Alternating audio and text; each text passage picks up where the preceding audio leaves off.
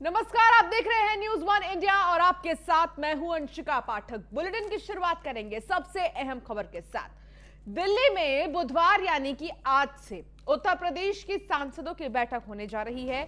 ये बैठक 2 दिन होगी, आज और कल, जिसमें आज ब्रज पश्चिम और कानपुर क्षेत्र के सांसदों की बैठक होगी, तो वहीं 29 को अवध, काशी और गोरखपुर क्षेत्र की बैठक होगी। इस बैठक में मुख्यमंत्री योगी आदित्यनाथ, उत्तर प्रदेश बीजेपी अध्यक्ष स्वतंत्र देव सिंह, प्रदेश संगठन मंत्री सुनील बंसल और प्रभारी राधा मोहन सिंह भी मौजूद रहेंगे। जानकारी के मुताबिक बीजेपी अध्यक्ष जेपी नड्डा भी इस बैठक में शामिल हो सकते हैं। बताया गया है कि इस बैठक में उत्तर प्रदेश विधानसभा चुनाव की तैयारियों को लेकर चर्चा होगी। तो कई मायनों में महत्वपूर्ण है ये बैठक। आपको बता दें कि 2 दिन ये बैठक चलेगी। लगभग बताया जा रहा है तमाम जो सांसद हैं उत्तर प्रदेश के, वो इस बैठक में मौजूद रहेंगे। तो कई मायनों में खास है ये बैठक।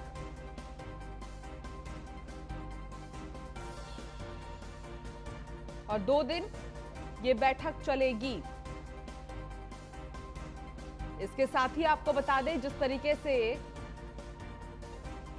उत्तर प्रदेश में विधानसभा चुनाव है 2022 में, तो उसकी तैयारियों में अभी से ही तमाम राजनीतिक पार्टियां जुट गई हैं। और इसके साथ ही भारतीय जनता पार्टी लगातार बैठकें कर रही है और ये बैठकों का जो दौर है वो लगभग 15 जुलाई से शुरू हुआ है और धीरे धीरे हर एक दिन कहा जा सकता है कि बहुत ऐसे महत्वपूर्ण बैठक हो रहे हैं जिनमें एक रणनीति तैयार की जा रही है। तो सीएम योगी भी इस बैठक में शामिल होंगे, स्वतंत्र देव सिंह भी, और इसके साथ ही प्रदेश संगठन मंत्री सुनील बंसल और प्रभारी राधा मोहन सिंह भी मौजूद रहेंगे। तो कौन कौन इस बैठक में शामिल होगा ये आपको हम ग्राफिक्स के जरिए दिखा रहे हैं। सीएम योगी, राधा मोहन सिंह, सुनील बंसल और स्वतंत्र देव सिंह, तो ये 4 ऐसे बड़े चेहरे हैं जो शामिल होंगे इस बैठक में। तो दिल्ली में यूपी बीजेपी सांसदों की बैठक, मिशन 2022 के लिए दिल्ली में यूपी के सांसद, बीजेपी सांसदों की बैठक 2 दिन तक चलेगी। तो वहीं से पहले बात हम राजधानी दिल्ली की कर रहे थे, जहां आज से उत्तर प्रदेश के सांसदों की बैठक होने जा रही है। यह बैठक 2 दिन होगी, आज और कल, जिसमें आज ब्रज पश्चिम और कानपुर क्षेत्र के सांसदों की बैठक होगी, तो वहीं 29 को अवध, काशी और गोरखपुर क्षेत्र की बैठक होगी। इस बैठक में मुख्यमंत्री योगी आदित्यनाथ, उत्तर प्रदेश बीजेपी के अध्यक्ष स्वतंत्र देव और प्रदेश संगठन मंत्री सुनील बंसल, राधा मोहन सिंह मौजूद रहेंगे। जानकारी के मुताबिक बीजेपी अध्यक्ष जेपी नड्डा भी इस बैठक में शामिल हो सकते हैं। बताया गया है कि इस बैठक में उत्तर प्रदेश विधानसभा चुनाव की तैयारियों को लेकर चर्चा होगी। तो बेहद ही महत्वपूर्ण है ये बैठक। आज और कल दोनों ही दिन इस बैठक का आयोजन किया जाएगा। मिशन 2022 के लिए दिल्ली में यूपी के सांसद मंथन करेंगे, बातचीत करेंगे, रणनीति तैयार की जाएगी। बीजेपी सांसदों की बैठक 2 दिन तक चलेगी, आज और कल दोनों ही दिन तक ये बैठक चलती रहेगी।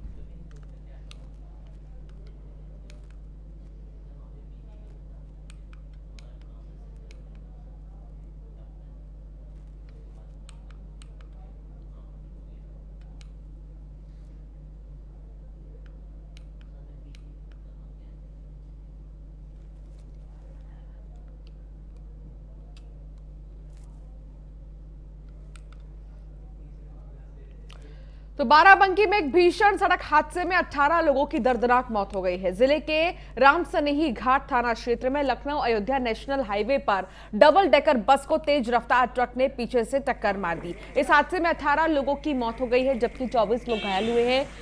सभी घायलों को लखनऊ ट्रॉमा सेंटर रेफर कर दिया गया है। तो 18 की जान चली गई है और इसके साथ ही 24 लोग ऐसे हैं जो घायल बताए जा रहे हैं फिलहाल।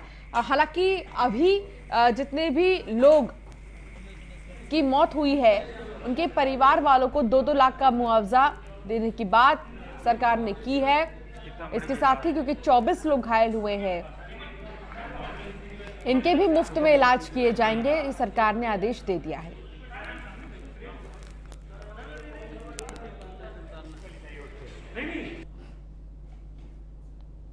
तो 3 तस्वीर आपको हम दिखा रहे हैं। भीषण सड़क हादसे की तस्वीर, जहां एक ट्रक वॉल्वो बस में घुस गई पीछे से और 18 की मौत हो गई है और तीसरी तस्वीर जहां 20 से ज्यादा लोग घायल हुए हैं, अस्पताल में इन्हें भर्ती किया गया है। तो लगभग 24 ऐसे यात्री बताए जा रहे हैं जो घायल हो गए हैं, जिन्हें अस्पताल में भर्ती किया गया है।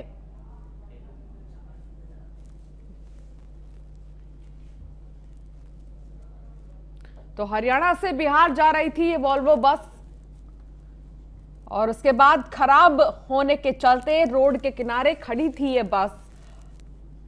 अचानक से ट्रक ने पीछे से बस में टक्कर मार दी। तेज रफ्तार थी ट्रक की। हादसे में 18 लोगों की मौत हो गई है। लगभग 24 लोग घायल बताए जा रहे हैं। गंभीर रूप से घायल लखनऊ रेफर किए गए हैं।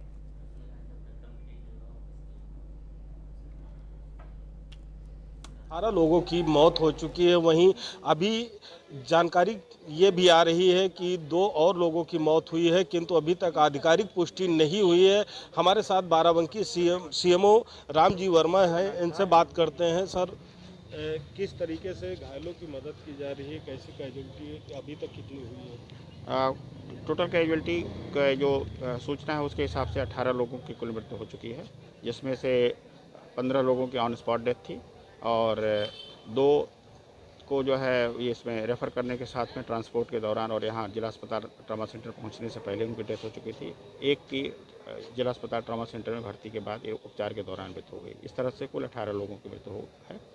इसके अलावा जिन 11 लोगों को भर्ती किया गया था उनमें से 9 लोगों की स्थिति काफ़ी गंभीर थी। उनको पुनः KGMU के ट्रॉमा सेंटर रेफ़र किया गया। एक मरीज का उपचार जो है यहाँ पे जिला अस्पताल में बाराबंकी में चल रहा है। 6 ऐसे थे जिनको वहाँ से CSC RS घाट से रेफ़र किया गया था, यहाँ पे ट्रांसपोर्ट कराया गया था जिला अस्पताल के लिए, लेकिन उनकी ये चोटें इतनी गंभीर नहीं थी और उनको उपचार के बाद मुक्त कर दिया गया। सर, बारिश हो रही थी, ऐसे में रेस्क्यू करना काफ़ी कठिन था। फिर किस हिसाब से रेस्क्यू किया गया?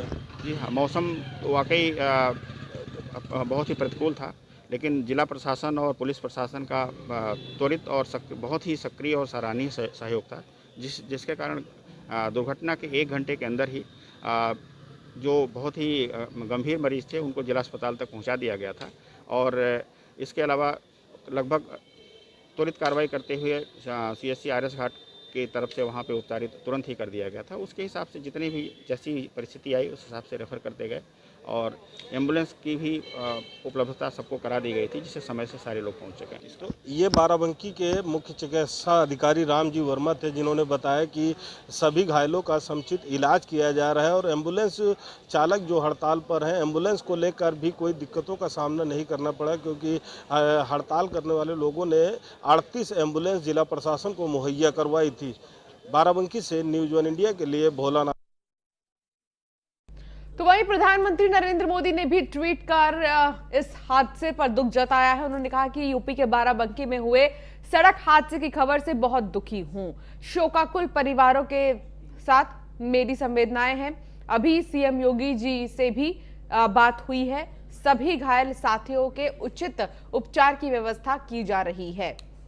तो PM मोदी ने ट्वीट कर कहा कि इस हादसे से बहुत दुखी हूं, लेकिन परिवार के प्रति संवेदनाएं उन्होंने व्यक्त की।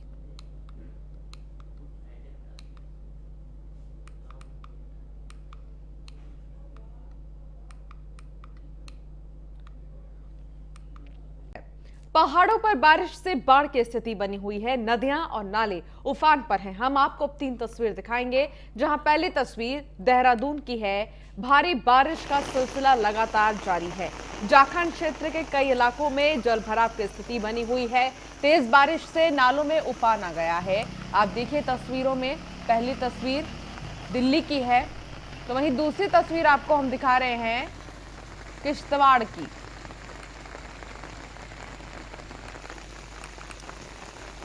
तो किश्तवाड़ की तस्वीर में भी आप देख सकते हैं नदियों को किस तरीके से उफान पर हैं।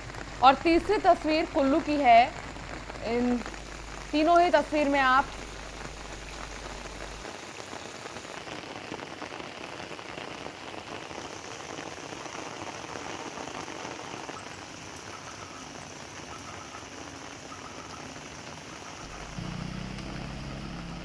तो नदियां उफान पर हैं और इसके साथ ही आपको बता दें कि नदी लोगों के लिए आफत बन गई है। लगातार हो रही बारिश से नदी का जलस्तर बढ़ गया है। नदी का जलस्तर बढ़ने से करीब 80 गांव का संपर्क भी टूट गया है। तो 80 गांव के संपर्क टूट गए हैं। हर जगह पानी ही पानी है, जल जमाव की स्थिति है। प्रशासन ने अलर्ट भी जारी कर दिया है इस स्थिति को देखते हुए। तो ऋषिकेश से कुछ दूरी पर जिला पौड़ी क्षेत्र में बह रही बीन नदी लोगों के लिए आफत बन गई है। लगातार हो रही बारिश से बीन नदी का जलस्तर बढ़ गया है, जिससे नदी उफान पर है। नदी का जलस्तर बढ़ने से करीब 80 गांव का संपर्क टूट गया है। आवाजाही करने वाले वाहन उफनती नदी की चपेट में आकर डुबकी लगाते दिखाई दे रहे हैं। आप देखिए, तमाम वाहन डूब गए हैं। तेज पानी के बहाव के चलते ही आना जाना मुश्किल हो गया है लोगों का। लोग सड़क नहीं पार कर पा रहे हैं क्योंकि सड़कों तक पानी का जो तेज बहाव है वो देखा जा रहा है। और ऐसे में कई गांवों का संपर्क टूट गया है शहरों से।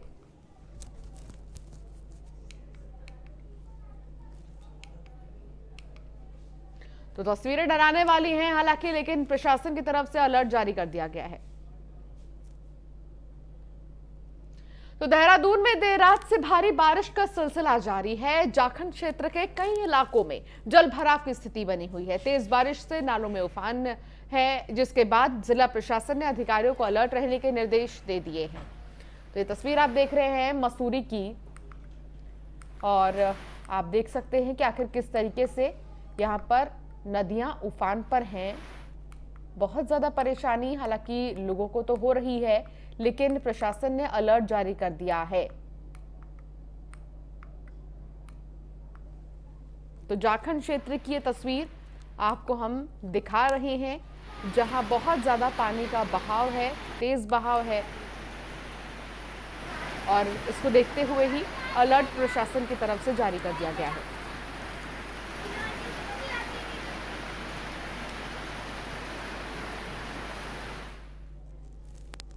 तो बारिश से हो रही तबाही के बाद जनजीवन अस्त व्यस्त हो गया है। देहरादून मार्ग के पास भारी मलबा आने से रास्ता बंद हो गया है। तो वहीं लोक निर्माण विभाग की तरफ से जेसीबी की मदद से मलबा हटाने की मांग की जा रही है। मलबा आने से कई घंटों से मार्ग बंद है। तो वहीं दूसरी ओर केम्प्टी फॉल में जलस्तर बढ़ने से कई जगहों को खाली करा दिया गया है। तो मसूरी की भी यही स्थिति है। एक समय मसूरी में न जाने कितने पर्यटक पहुंच रहे थे। केम्प्टी फॉल के पास हर पर्यटक लुत्फ उठा रहे थे, मौसम का भी और प्रकृति का भी। लेकिन प्रकृति ने अपना रौद्र रूप ले लिया है और नदियां क्योंकि खतरे के निशान के ऊपर बह रही हैं, और ऐसे में मसूरी में केम्प्टी फॉल के इर्द गिर्द पूरी जगह को ही खाली करा दिया गया है। ये तस्वीर आपको दिखा रहे हैं केम्प्टी फॉल की। आप देखिए कितनी तेज नदी का बहाव है यहाँ पर, और इसके चलते ही खाली करा दिया गया है केम्प्टी फॉल के इर्द गिर्द।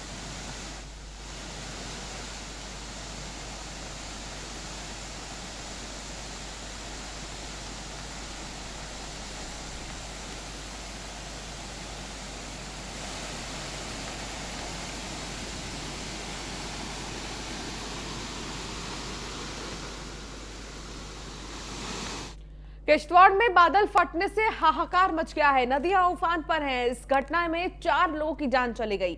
40 से ज्यादा लोग लापता बताए जा रहे हैं। राहत कार्य अभी जारी है। बादल फटने से 6 घर और 1 राशन डिपो चपेट में आ गए। भारतीय सेना, एनडीआरएफ, जम्मू कश्मीर पुलिस और प्रशासन की टीम मौके पर पहुंच गई है और रेस्क्यू ऑपरेशन चला रही है। रेस्क्यू टीम हादसे के बाद से गायब लोगों की तलाश में जुटी हुई है। तो कश्मीर के किश्तवाड़ में बादल फट गया है। 4 लोगों की जान चली गई है। लगभग 40 लोग ऐसे हैं जो अब भी लापता हैं, उनका कुछ पता नहीं लग पाया है। प्रशासन की जो टीमें हैं वो लगातार लग गई हैं इन लोगों को ढूंढने में। मेरठ में भी बारिश का दौर जारी है। जहां बारिश से लोगों को गर्मी से राहत तो मिली है, वहीं बारिश से नगर निगम के दावों की पोल जरूर खुल गई है।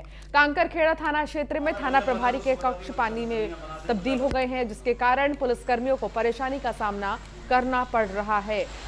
तो कई थानों में पानी भर गया है बारिश के चलते, और ऐसे में अब पुलिस को बहुत ज्यादा परेशानी का सामना करना पड़ रहा है। पानी भरा हुआ है, बाइकें डूबी पड़ी है, बाइकें आधी से ज़्यादा डूबी पड़ी हैं।